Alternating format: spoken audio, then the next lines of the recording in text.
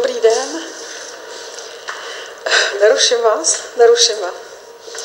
Tak, pane Kapusňák, máme zloděje.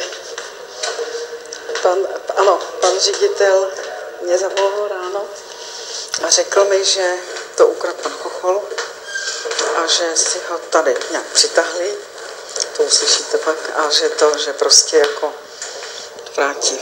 Potom zavolal Chochola.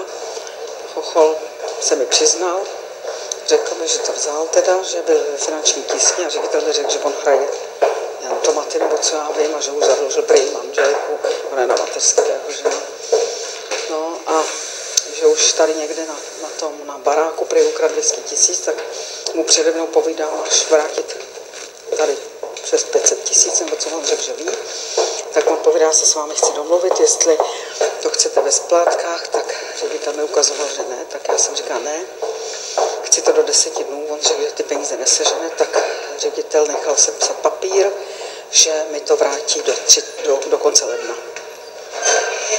Jo. Ano. Jo? Dobře. Dobře, ano.